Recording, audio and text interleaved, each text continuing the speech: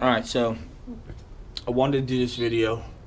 I got a 2010 flhp, and the other day I was riding a few miles from the house, got on the throttle, and it went into limp mode. So immediately I thought there was a problem with the twist sensor or the throttle control actuator or something. I knew there was an issue. Well, I pulled over and I was calling people, see if I can get a trailer, bring it back to the house, and then I could just check it out when I get to the house. Well, after about 10 minutes of sitting there, I couldn't find anybody, so I decided to turn it on and try to start it up again. Well, it started.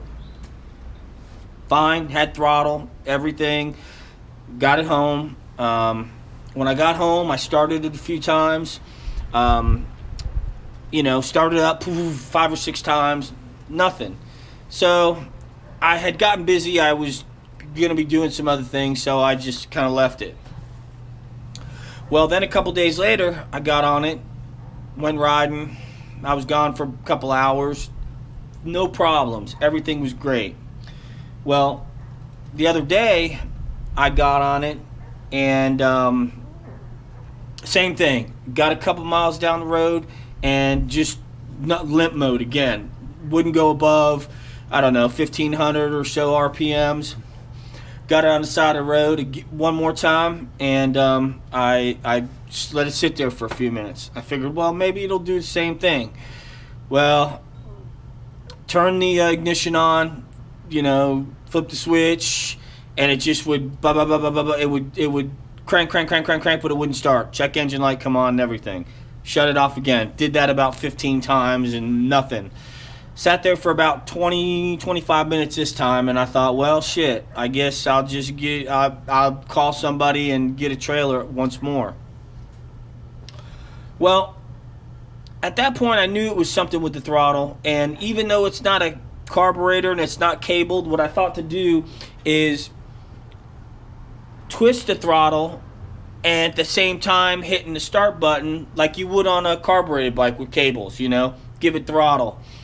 And I really didn't think that would work since it's fly-by-wire. I thought if there was a communication problem that would have no effect at all. But I tried it anyway, and it started. It was a little rough at first, but then it kind of mellowed out, and I was able to ride it at that limp mode, 1,500 RPM or whatever, all the way home.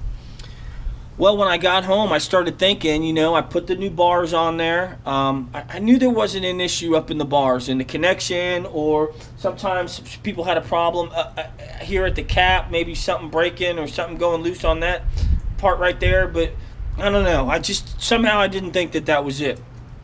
Well, I remembered a friend of mine had a 10 Street Glide.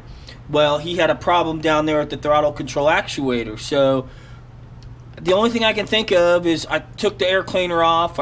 I pulled the plug out. I plugged it back in. Turned it on. Started right up. No problem. Like there was nothing wrong. So I said, okay, well, maybe that's the problem. I heard about the pins fretting on those plugs, and I thought maybe I might have to do something with that. So the first thing I tried, though, is I got some alcohol, and I cleaned the pins inside the connection. I cleaned the pins, and then I got some dielectric grease and put it inside the connector and plugged it back in. Started it like 10 or 15 times. Bam, everything's good. Went out riding today. Everything was good. So I don't know if that's a permanent solution. I doubt it, but it's working for now.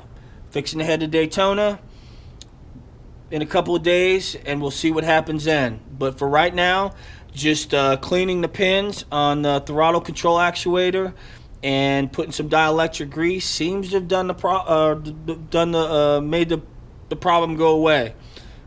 I don't know, because it seems like it might be getting worse.